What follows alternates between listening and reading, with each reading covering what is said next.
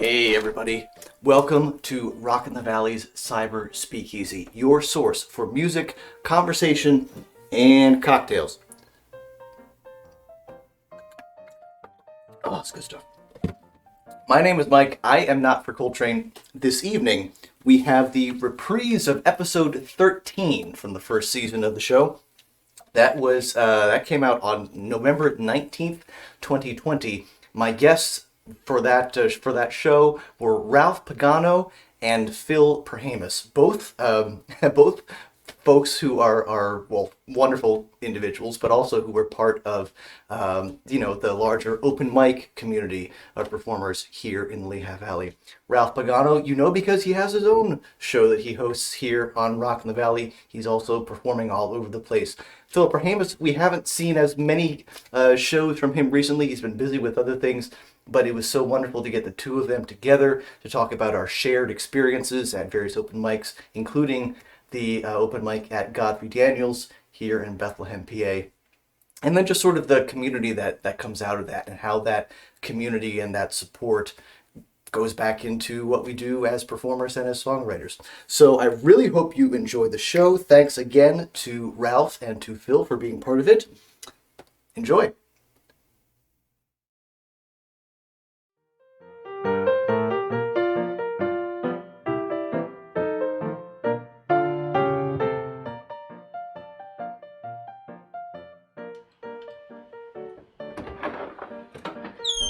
Hey! Welcome to Rockin' the Valley's Cyber Speakeasy, your source for music, conversation, and cocktails. The password for today is Zoomin' with Grandma. My name is Mike. I am not for Coltrane. I'm your host for Rockin' the Valley Cyber Speakeasy. Thank you very much for joining us, and I hope that you have something warm and delicious and wonderful to enjoy and to imbibe with us here this evening. And speaking of warm and delicious, we also have with us two wonderful folks here to join us. You have up on the top right part of your screen, Ralph Pagano, and on the other side, Mr. Phil Perhamus. Cheers to both of you. Thank you very much for joining me. Cheers. Thanks for having us on. Absolutely. Cheers. Oh, good. It's not so hot that it burns me. Well, let's talk about what we're drinking. Let's get things started. Ralph, what do you got? My cocktail of choice is a nice cold beer. There you go. Well, anything special about the beer? No, not really. It's Labatt's Blue. That's my my go-to cheap beer. So a go-to cheap beer is a good thing to have. Yeah, very useful. Absolutely. What do you have, Phil? Well, I just came back from Nashville, and I was fortunate enough to visit the Greenbrier Distillery, and I have some delicious Greenbrier whiskey from Nashville. Oh wow, that's pretty cool. Fresh from Nashville. Fresh. Wait, you don't want whiskey to be fresh, do you? That's true. So aged but fresh. Aged to perfection in Nashville, and then quickly transported here so you can enjoy it. It's freshly aged. Freshly aged, yes. Yeah. Well, what I have here is some hot cocoa with a nice thick layer of marshmallow on it, and it's dressed up a little bit. So I've got a little vanilla in there. I've got a nice drizzle of chocolate syrup on top of the marshmallow, a little grated nutmeg, and yeah, it's pretty nice. And it's actually just the right temperature for this cold part of my house. So that's very, very nice. So everyone who is watching right now, whether you're watching this live or watching the replay, please let us know what you're drinking. And cheers to all of you, too. As we get into it, let's talk for a minute, because we were starting to talk just a little bit before the show in terms of how the two of you might know each other, and are trying to remember, because both of you, back when it was safe to do open mics in person at Godfrey Daniels, I think that may have been I definitely was the first place I met Phil. That may also have been the first place I met Ralph, although Ralph and I have crossed paths at a bunch of different open mics.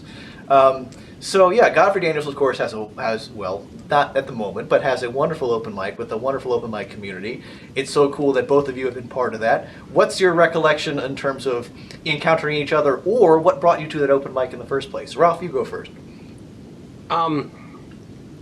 the first time I was actually at a Godfrey Daniels open mic night, the guest host was Catherine Rondo, who was a friend of mine, and I had never singer-songwriter primarily in the Philly area.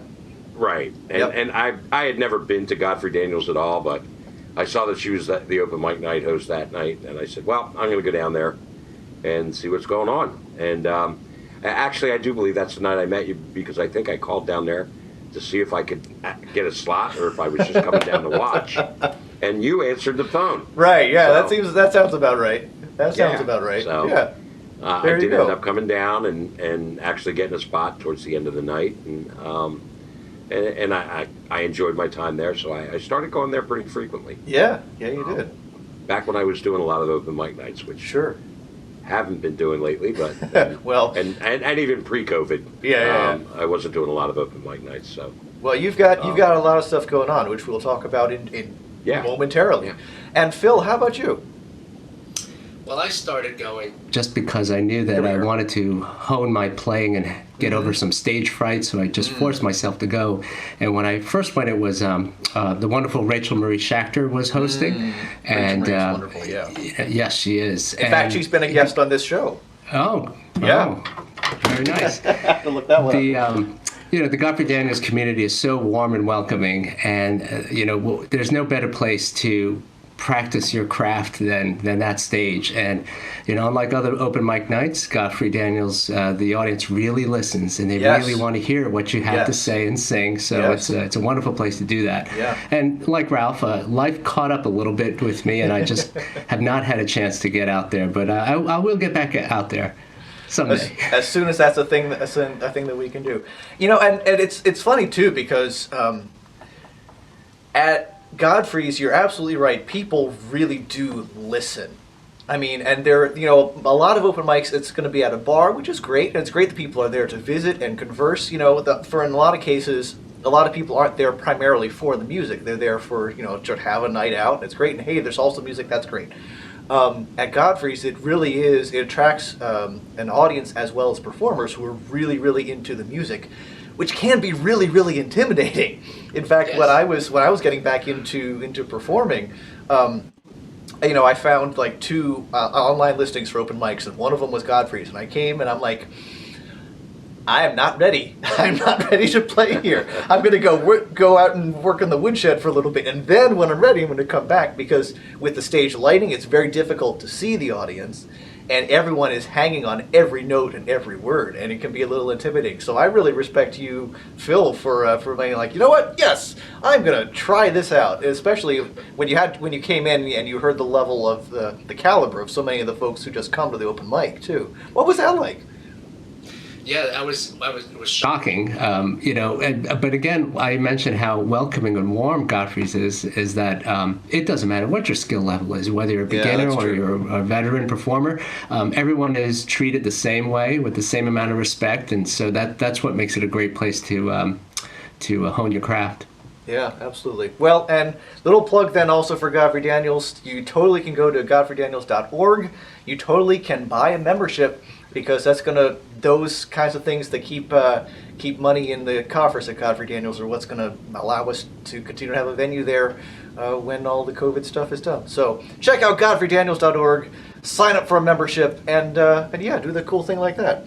So we've got so many wonderful things to talk about. Let me put it over on, let me see if I can get this right, and if I have it on Ralph. Okay, so that's Ralph and me together on the screen. Hey, hi Ralph. How you holding up, man? Hey, Mike. It's been a little while since we've had a chance to talk, and I think it's also worth pointing out that you are all over the place, in a good way. I mean, because you have the website over at Voices of the Valley, where you're promoting lots and lots of people and local musicians here. You do booking for several sort of local community-based things in private venues, as well as some things like just recently. In fact, just last week, Bill McConney was on. He was talking about playing down in the historic Bethlehem area, and I know you were helping to line those up. And you're a performer. You perform solo and as a duo, and you've got all sorts of stuff going on. So Thank you for making time for this. Oh, and you have a show here in Rock in the Valley. Yeah, on Wednesday nights. On Wednesday nights. Well, first, let's tell us about the show and how that came about and what the show's reason for being is. Steve Jones had been talking to me a lot, I guess, recently, and talking about having a show on Rock in the Valley, and it was at first it was kind of difficult to find a night that was going to work for me. Sure. Because pretty much like Thursday through Sunday. Yeah, you're out gigging. You got stuff, and that's one of the things that pays the bills, right? I mean, that's, for sure. So you got to prioritize that. Yeah, that is what pays the bills. Yeah. So we finally settled on Wednesday night, where I rarely have anything going on, and if I do, we're going to pre-record a couple shows just in case. Sure, that makes sense. If I have a gig on a Sunday night, then we can plug something in, and that'll work. But the other thing that we talked about before I actually came on board with Rock in the Valley was I want the show to be about everybody else. Sure.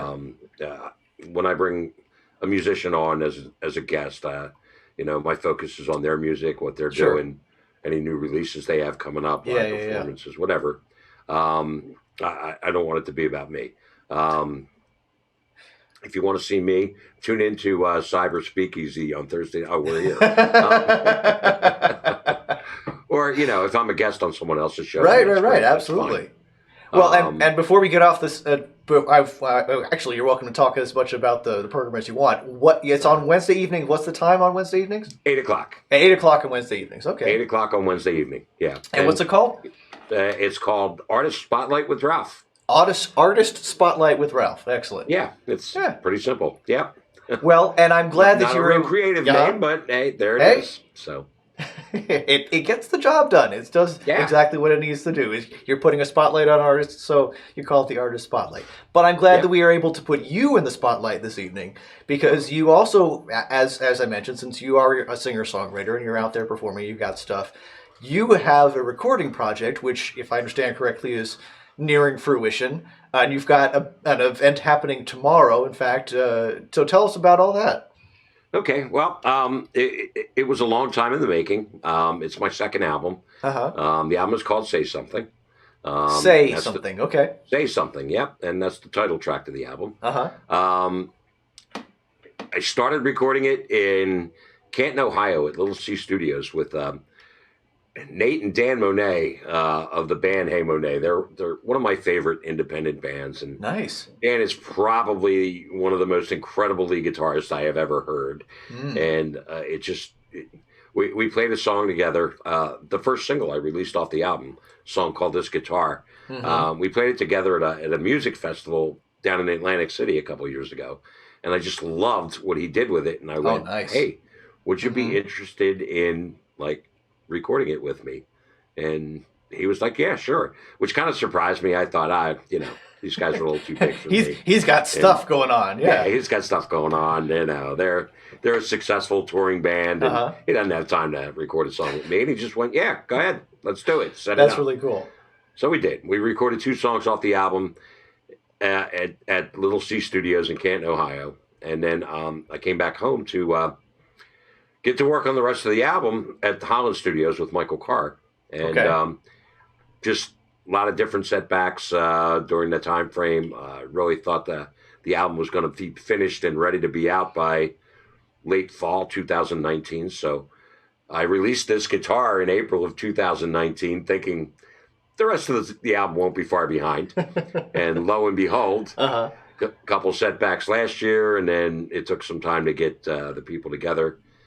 Chris Cummings and I got I laid down the acoustic guitar tracks, and Chris did the drum tracks, and then COVID set in and everything shut down. Yeah. And my brother, who lives in Tampa, Florida, laid down all the bass tracks. So it was bounce everything down to him. He gets in his studio. Okay.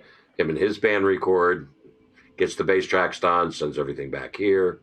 Then I get the rest of the people involved, and that's a lot of logistics. Yeah, the first album was all acoustic. It was real easy. It was just me. Sure. So didn't have to worry about other people's schedules and stuff. Yeah. Well, I think there was something I saw on your website, and sort of you're describing this as kind of a new sound, or sort of a bit of a departure. And is that how you've been thinking of the production on this? Yeah, I think it is a little bit of a departure from that folky, woe is me. So that Dave Fry used to get on my case and go, "Are you going to play some songs where we slit our wrists or what?" You know, which is pretty funny. And look, the first album is kind of deep. You know, and I don't know if it was intended that way. It's just kind of the way it came out. Sure. Well, I'm sure it's also, songwriting is so much of a reflection of just where we are emotionally when we're writing the songs. Yeah, too. at the time. And some of the songs go way back, and, some of them were fairly new at the time I recorded it. But this album is more, I think it's a little bit more rock and roll than it is folk. And, with all the other instruments and, full in band the mix. Kinda. The background vocals sound. and everything, it just really brings them to life a little bit more. Cool. So yeah. One of the songs, the single I released in October, was actually a remix of "Keep the Fire Burning," which was on the first album. Okay. In the acoustic version, but I had always intended to redo it for the next album, which is why it was never released on the internet. You could buy a disc and get the song, but you couldn't get it anywhere else. So it helped disc sales a little bit. And, but it didn't really expose the song as much as you would think. Sure. And so that was the next single I released off the album once we had it done. That came out in October. Reasons is the next single, which comes out tomorrow. Okay. And then the full album comes out on December 18th. All right. Just in time to be a stocking stuffer. That's right. So. Just a month away and just in time to be a stocking stuffer. That's exactly. Right. Yeah. So. Well, and how can people find the single that's coming out tomorrow? Well, it'll be released on all digital platforms, so you can buy it on iTunes or Amazon or Google Plus or whatever, or you can just stream it on Spotify. You can also pre-order the album on Bandcamp right now, and I believe I have that link in the description. Yeah. Yeah, well, you'll get the digital download when the album comes out, but you'll also get a free download of "Keep the Fire Burning" immediately if you pre-order on Bandcamp. So cool. And I guess one of the cool things about Bandcamp, but I set the price, but you can pay what you want. So yeah. If you think it's worth more, then go ahead. So you've mentioned if you think it's worth less, oh well, enjoy the music. Right, share it so more people can get that, because ultimately that's why we're doing this. Yeah. Yes.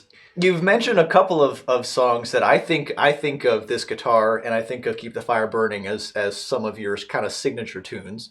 But also you have a bunch of great songs on the album. You have I'm sorry, I'm blanking on the song that you have coming out tomorrow. Reasons is coming out tomorrow. What would you like to play for us now, out of all the songs that you might choose from? Well, why not play Reasons? All right, Since sounds it's coming good. out tomorrow. Get people's appetite whetted so it's going to be a full band version you can hear tomorrow, but right now you can hear a live version right here on the Cyber Speakeasy. Yeah, the acoustic version where it was kind of originally written. So yeah, but you're right. There's a lot more to it on the album. So excellent. Anyhow, here we go. Take it away.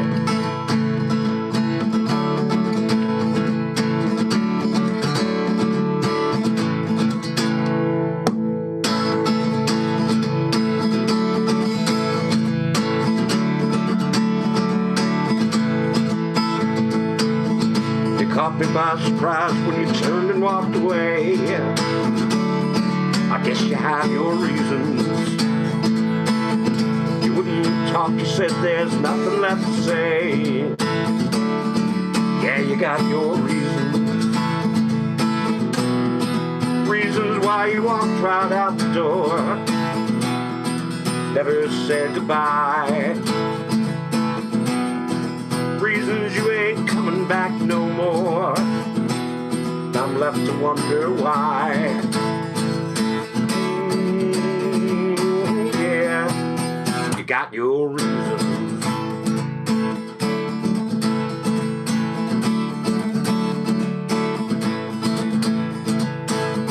I guess that I just never saw the signs. Never thought that you'd be leaving. I was a fool when I fell for all the lies you had me believing. Like when you said you'd never turn away, and I'd always be the one. You said you'd love me till your dying day, and now you say we're done.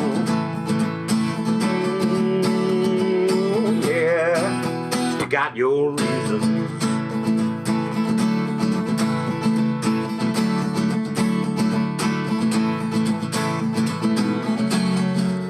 Well, I may never know what made you change your mind. I just know you're gone, bye-bye. I'm gonna be just fine. I've got my reasons.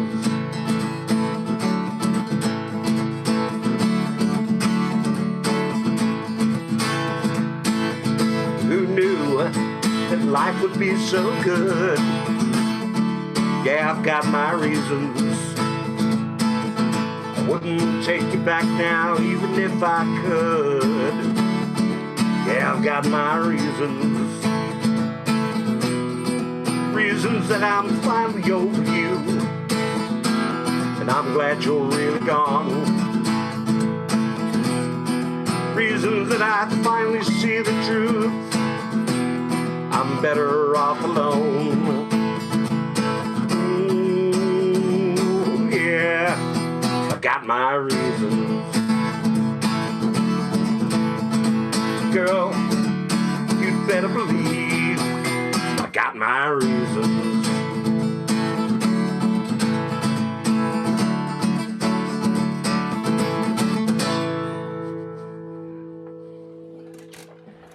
Very nice. Thank you. Very, very nice. That's excellent. Of course, there's a little bit more to it, and of course, I cut out the lead guitar solo in the middle. That does make sense. Yeah, and the background vocals, so, because there's nobody here to do them, but, Yep. But that's Very that's cool. the basic way it was originally written, so. Uh-huh. So people will be able to get the full band version of that tomorrow. Very cool. Of course, people should follow you on all the socials, those links are in the description as well. Yeah. Cool. Very cool. Yeah. And it'll be out on Spotify, I guess, at midnight, huh? All right. Yeah, coming up just a couple of hours. Yeah. Yeah. And I wanted to mention also, while I have everybody on the screen together, Mark Hanig is in the comments mentioning that he knows both of you since you've performed together in separate venues. So, hi, Mark. Thanks for stopping by. What's going on, buddy? And Long time no see. In fact, we were all starting to talk about this a little bit before the show in terms of. So first off, Ralph, you and Mark play as a duo a decent percentage of the time these days, right? You have some regular gigs or some other gigs. When's the next time you're playing with Mark, if you remember? Next time I'm playing with Mark is tomorrow night. All right. At the Insurrection Distillery up in Lehighton. All right. And cool. actually, I have nothing solo lined up. So it's Mark and I for everything that's going on lately. So, all right. And then we're playing at a flea market on Sunday morning, and then then we have the Iron Mule and Christmas in the Quarter on December 5th. The Iron Mule on December 13th. How are the tips, and how's the audience like at a flea market? At Jake's, it's pretty awesome. Whoop. It's pretty awesome. There have been days when Mark and I walk away after 2 hours of playing there, or an hour and a half of playing there, with as much, or if not more, than we do playing a bar. All right. So, that's great. All right. So yeah, the audience there is really. If it's crowded, if it's busy, then the audience is really, really receptive and very generous, and that's excellent. I just think we're a good fit for a place like that. Sure. With the classic rock and the softer classic rock kind of stuff. And doing a lot of Crosby, Stills and Nash and the Eagles and the Beatles and between Mark and I, we have a pretty large catalog of songs. So, if somebody requests something, whether we've done it together or not, we're going to play it. So, right. And you probably also have been playing together enough that if one of you, sort of leads the way in terms of the chords and the then the other can sort of follow in and fill in some space. Cool. I kind of make fun of Mark a lot of times where, he'll go, it's in the key of G and there's only 3 chords. And, 8 chords later, it's like, wait a minute. You didn't tell me about the bridge. B minor and that. You didn't talk about the bridge. Yeah. Oh, man. Exactly. There have been so many times that I'm like, oh, jeez, do I know the chords for this? And I'll run through the verse and I'll run through the chorus. I'm like, okay, I'm fine. Then I get to the bridge and I'm like, crap. Yeah. I didn't prepare this part. Good deal. Yeah. But, for the most part, yeah. He's really easy to follow along with. And we don't have a hard time following each other at all. Yeah, good deal. And most of the stuff, you do by ear anyway. And it's like, sometimes he'll turn so that I can see his guitar. And I'm like, I can hear what you're playing. We're good. We're fine. Tell me what key it's in and we're fine. And then you just run from there. And Phil, how do you know Mark? How does the connection work on your end? Well, I know Mark through the church that we attend, Palmer Moravian Church, and we do our contemporary music, contemporary worship service music.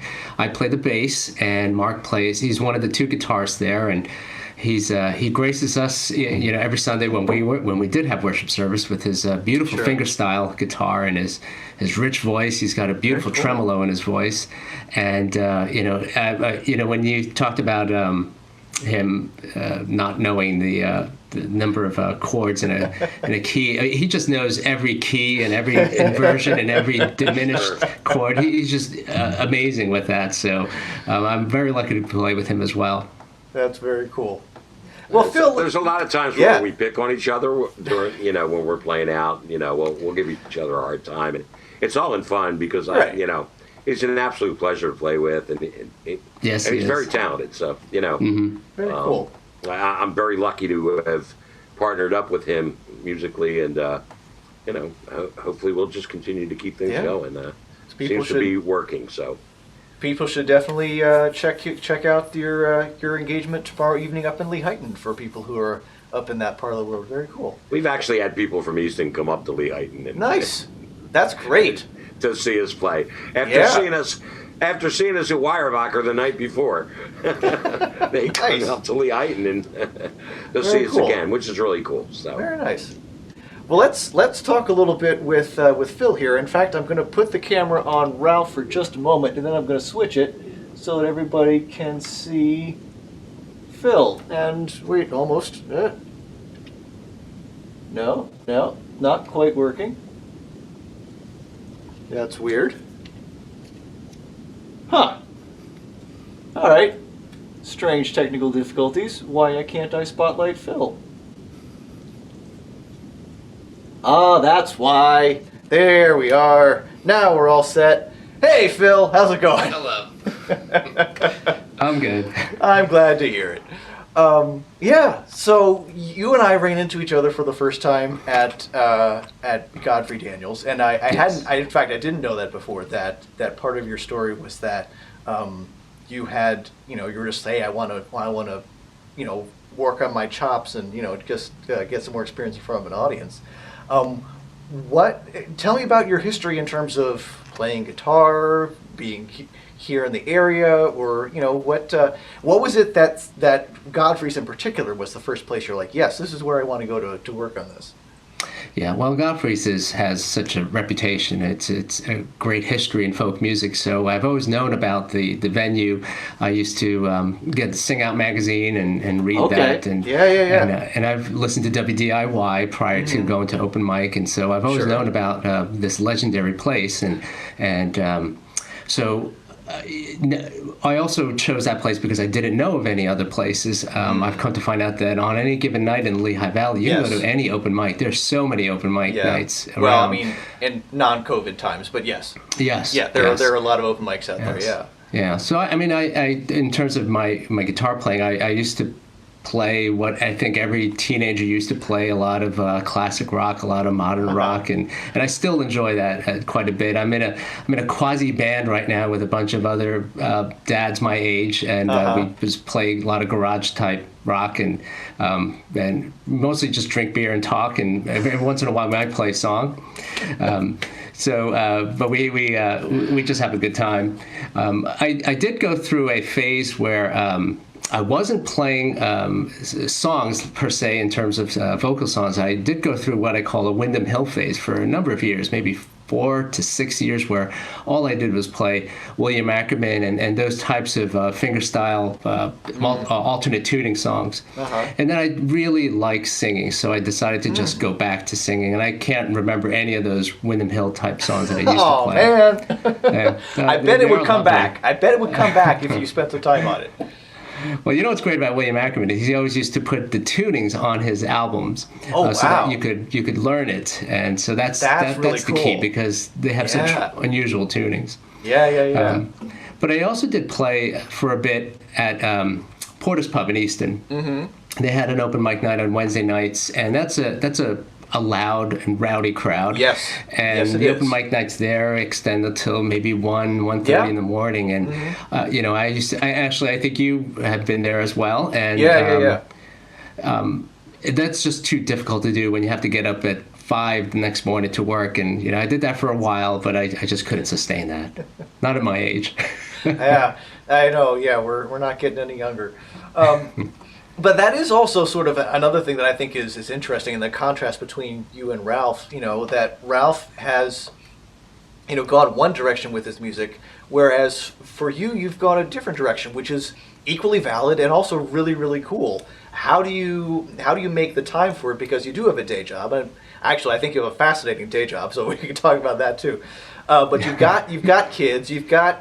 I guess, are they teenagers, preteens? They're probably all teenagers now, right? They're all teenagers and older, but just a little while before they were preteens, and so yes, I mean between everybody, there's roughly 5 children, let's say, in the picture, pets, a home that we're still working on, a job that's pretty demanding, long hours, and I also split my time with activities with my church, and I'm also active in the Boy Scouts and Cub Scouts, and so in terms of finding time, sometimes it's just a matter of saying, okay, before I run to the grocery store, before I forget this song, I'm just going to pick up the guitar and play that song twice through and then run to the grocery store. And it's carving out tiny little pieces here and there. Sometimes on a Saturday morning when I'm the only one awake and all the animals are fed and taken care of, I'll sneak in 3 songs. This is time. 4 if I'm lucky. But that's about it. And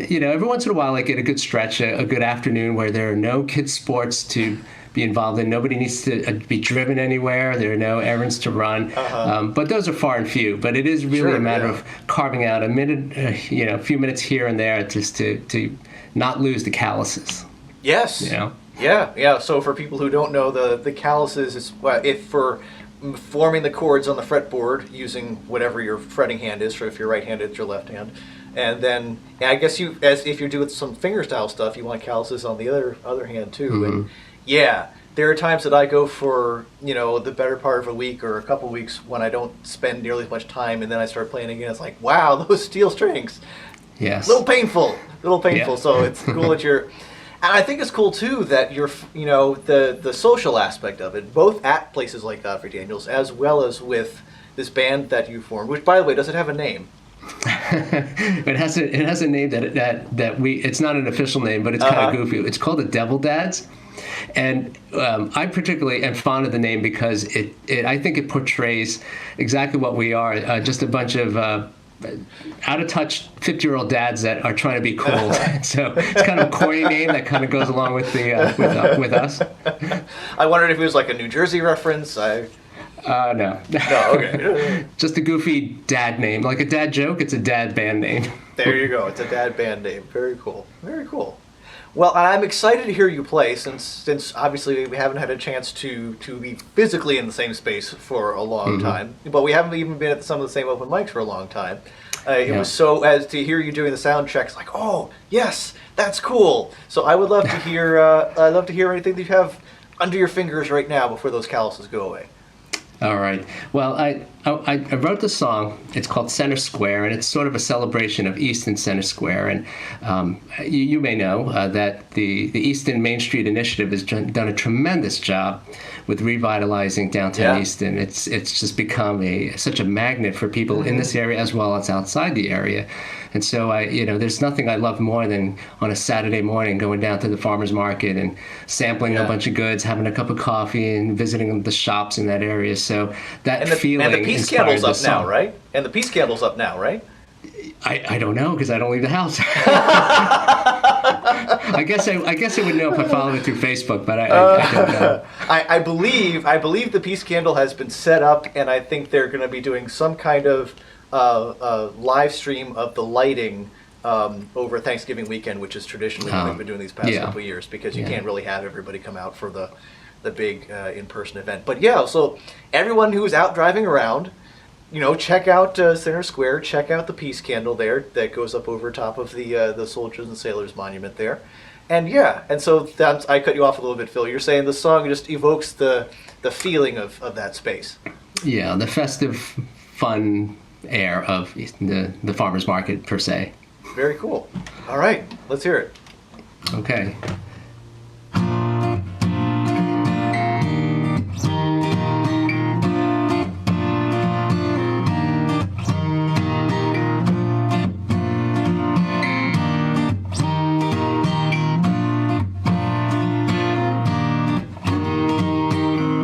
3 a.m. and every light in the house is on. Everyone's talking and tonight nothing can go wrong. I can't shake this funny feeling I have about you. Too much wine and too much beer, I think I need some air. Tomorrow morning we'll be heading down to Center Square. With the cloudy hat, I'll hold hands with you. Standing with my hands in your pocket, wrapped up in your golden hair. Ask anyone, but everyone's walking. Stop me with your drop-dead stare. 10,000 flowers around you, spin me in your summer lair. I can't stop this way I'm feeling now.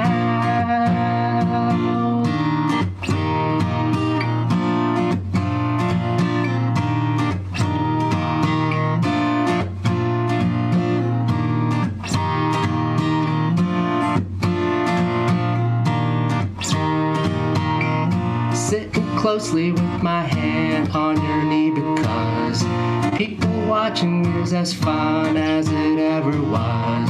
I can tell that lately you've been watching me. Sunlight washes like a magical antidote. Thinking about the loving words in your morning note. Say no more, darling, you belong to me. Standing with my hands in your pocket, wrapped up in your golden hair. Ask anyone, but everyone's walking. Stop me with your drop-dead stare. 10,000 flowers around you, spin me in your summer lair. I can't stop this way I'm feeling now.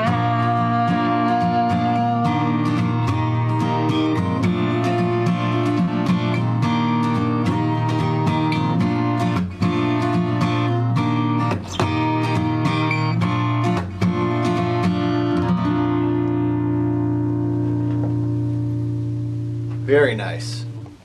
Thank you. Very, very nice. Yeah, very cool. It And does. of course, the female character in that song is my fiancée, Helga.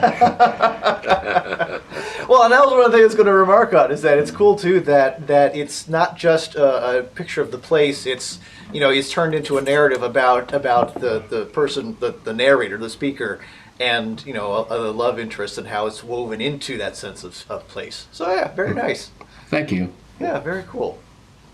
So let me put it over on Ralph also. So let me see if I can do this, and then if I change this over here, and I do that, but then I also have to do that, and then then it's back on Ralph, and then the two of us can talk. All right. Yeah, and yes, okay, so Ralph is also able to be heard. Yep. You are in a different space from Phil. Like we're talking about that, you're out there on a very frequent basis, gigging. You've got the webcast. You've got like I mentioned, you're helping to book stuff for other things that are happening, which is. In a way, I'm sure that there's an aspect of like, well, this is great because, I can focus on doing this thing that I love doing. The risk that comes with that is that, well, now you have to put in the time, you have to put in the investment. And I think the thing that happens for a lot of us is that when the music becomes our livelihood, well, then it's not just something we do for fun or to be social. It also is work. It puts a lot of pressure on it. How do you navigate that, and how do you keep it to be, inspiring and fun? I don't really feel the or pressure, do you? I guess. Okay, good. They say that if you love what you're doing, you don't really have a job. You're not working, and I don't view it as work. Yeah, there's a lot of behind the scenes stuff that goes into it, and I hear people say, "Oh, you're getting up and playing, and you're making $75 an hour to play this gig." And well, yeah, that's great, but that doesn't include setup time and travel time and breakdown time and all the time rehearsal spent time. rehearsing. Yeah.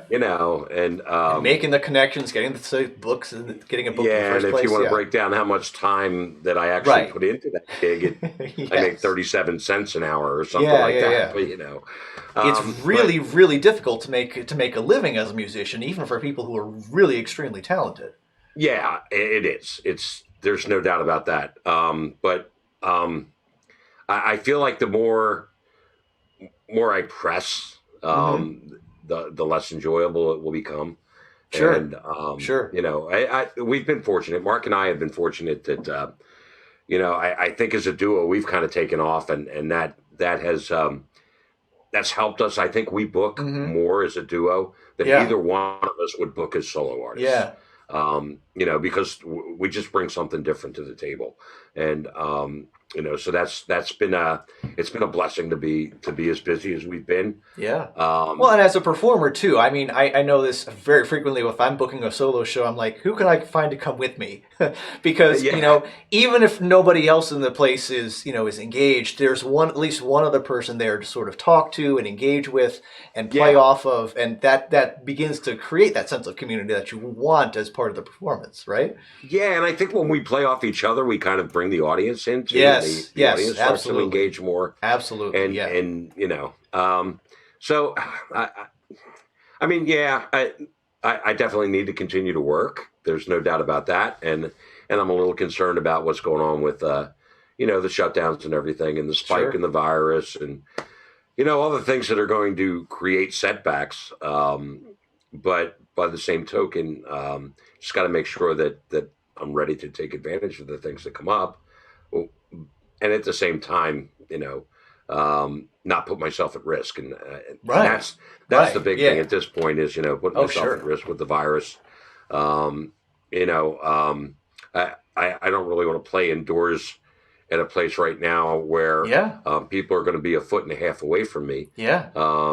Because I don't feel that that's safe. But, there's places that we're playing and, you get inside and people are 25, 30 feet away. It's like you feel like you're isolated and away from everybody. Yeah, right. And, and it's safer at that point in time.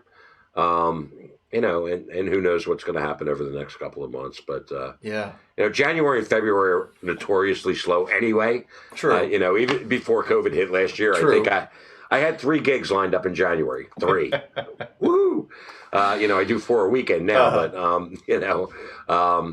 3 in January last year, and 2 of them got snowed out. On the only 2 days it snowed, so these things happen. So I played once in January, and I think I played 3 or 4 times in February, and then March, and then everything shut down. I was booked solid, and halfway through the month it shut down. So I probably lost a lot of money the second half of March, and then April and May all got wiped out, and you just I learned too late in life how to budget things and make sure Yes. that I've got myself prepared for when something like that happens. Yeah. And over the past several years, I've been pretty fortunate that I've been not only sticking to my budget, but actually underspending my budget. So, um, you know, so I'll be okay for a few months. It's not a big Yeah. deal.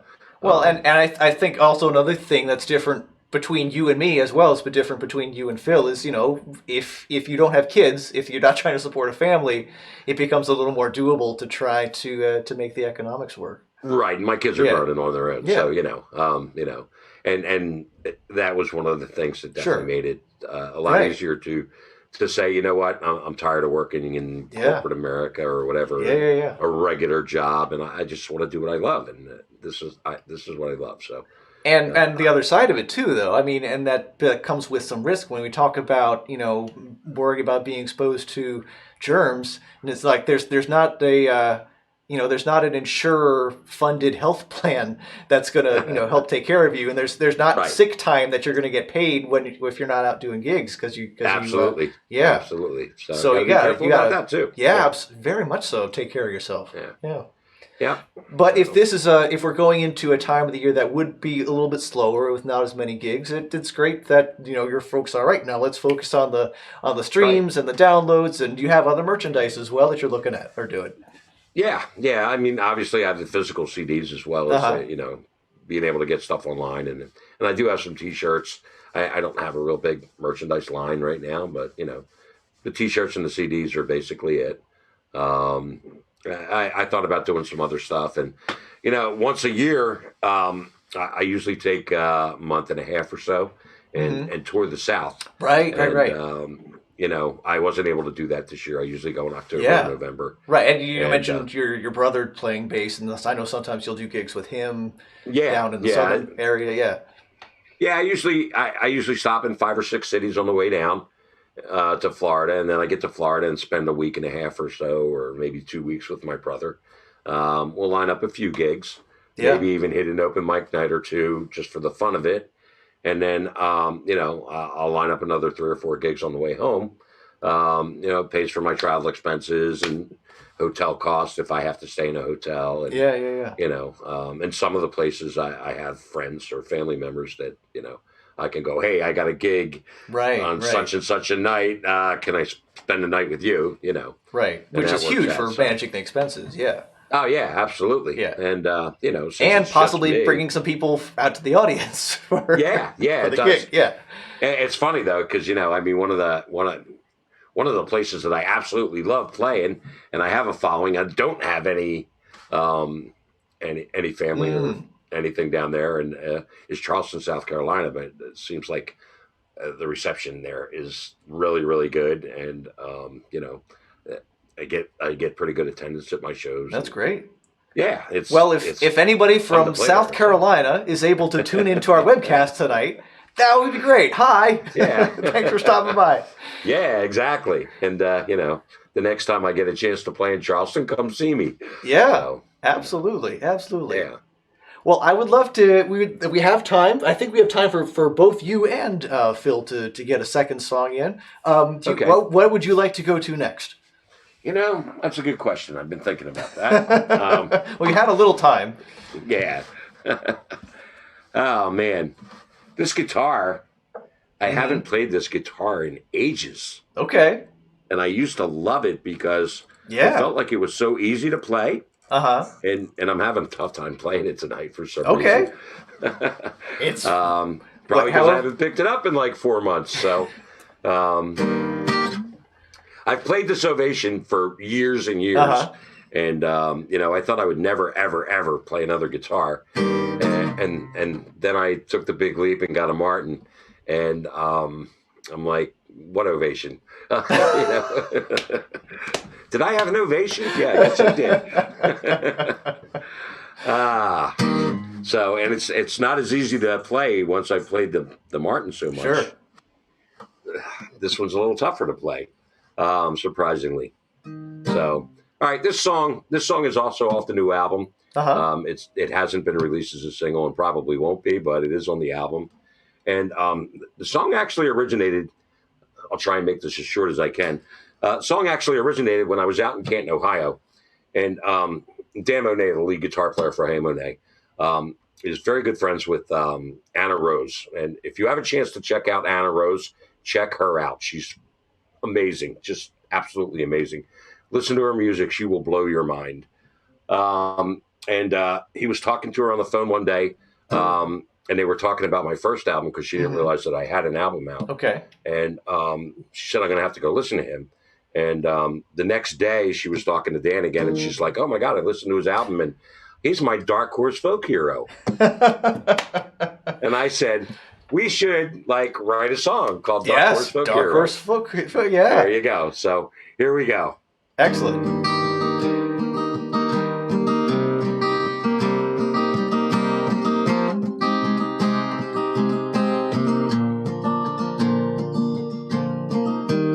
He was a dark horse folk hero, living his life out on the road. Troubadour with a guitar and a dream, he just couldn't let go. Music was his life, it was the way he lived, though no one knew his name.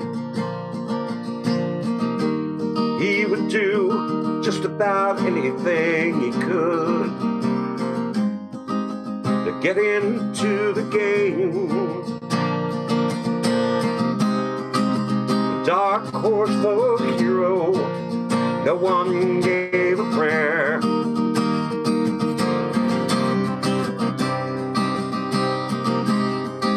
When no one seemed to notice him, he didn't seem to care.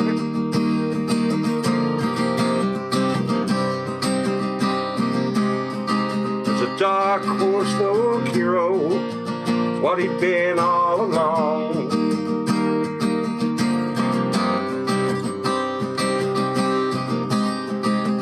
Hoping that his break in life would come with his next song.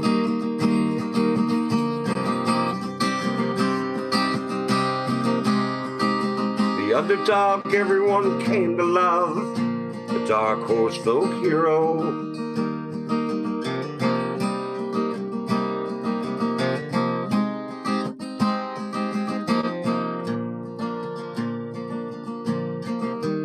He would drive from town to town by day, just for a chance to play at night. But playing to an empty room was sometimes a way of life. Any other man would have given up hope. Something he could do. He had the strength to carry on, make his dream come true. The dark horse folk hero, no one gave a prayer.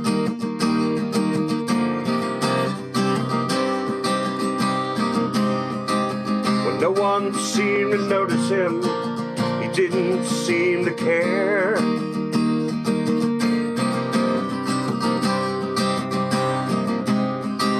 The dark horse folk hero, what he'd been all along.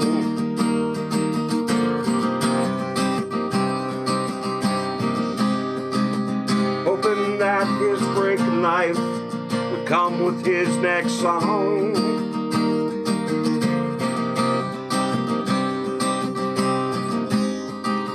Dark horse folk hero, a dark horse folk hero. Yeah, he was a dark horse folk hero.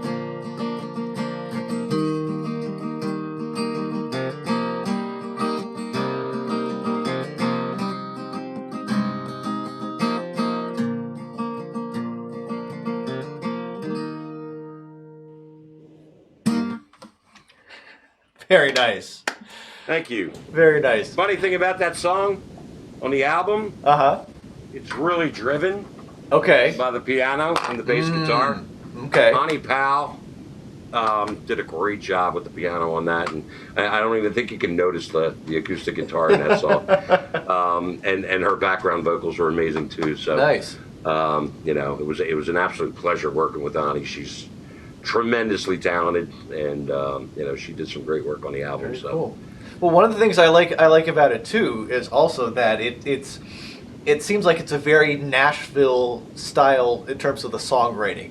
Like the Nashville style was you start with an idea or a turn of phrase, and you're going to build the whole song around that. And that's exactly what we did. Yeah, exactly. Yeah, Dark Horse Folk Hero. All right. Well, so people should find that on the album when that comes out. Absolutely. And I wanted to mention this too. We have a commenter, Bluesman18064, who, speaking of Nashville, says, ask Phil to play the new Hollow Body he picked up in Nashville. Which I believe, Phil, you have right there with you, right? Yes. All right, very cool. So let me switch this over.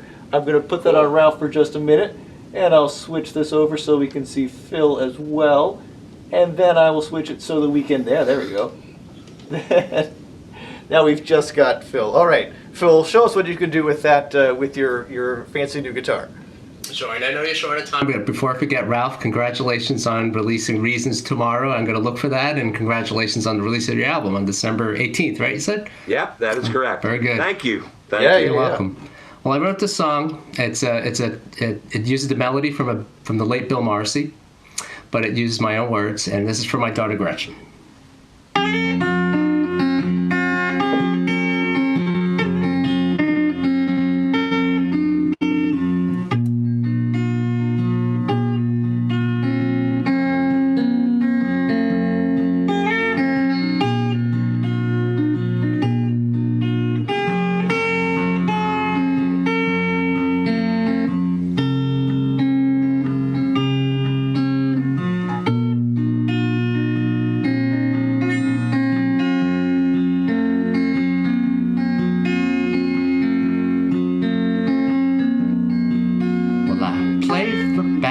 I sing for fun. I love my baby when her hair's undone, and I love the way she calls my name.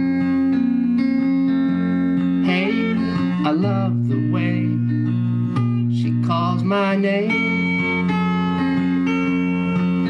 Crying, hey, hey, no one's ever called me quite the same.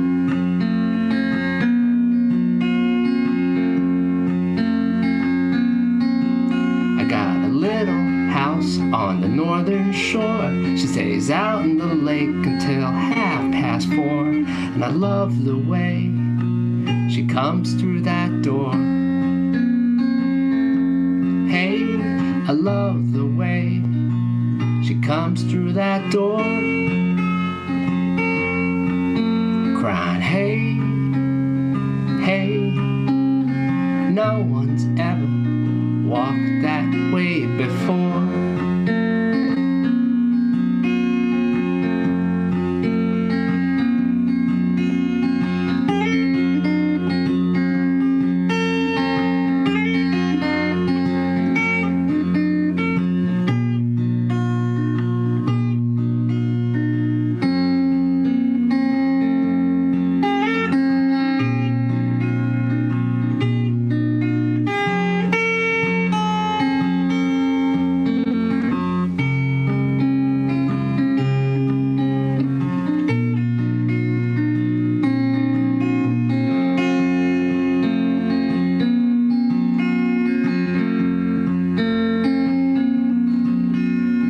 Up my sleeve and no bag of tricks.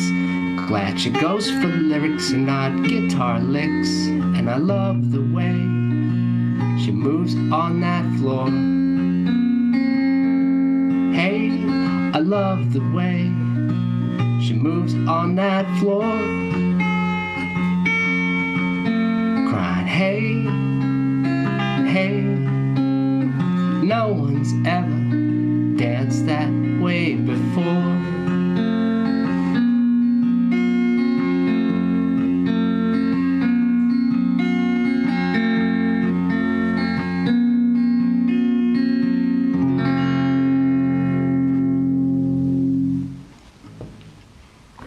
That was lovely. Thank you. That was really, really cool.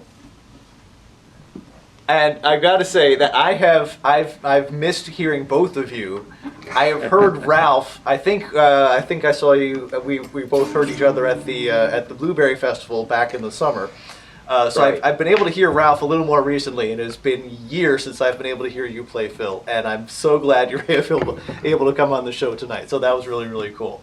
I'm really We happy to also be hit here. an open mic night at Porter's Pub back in March before COVID set in. Right? Yeah. I'm just saying the most February or recent, March. the most recent Yeah. time that I had heard you. It's definitely a shorter span of time than when I had For heard sure. Phil play. Yeah, absolutely. For sure. So very, very cool. Well, oh, and also Helga has stopped by, stood waving hi, and Mark Koenig was complimenting your guitar work, saying nicely done, Phil. So thanks to everyone who's Thank been you. hanging out with us.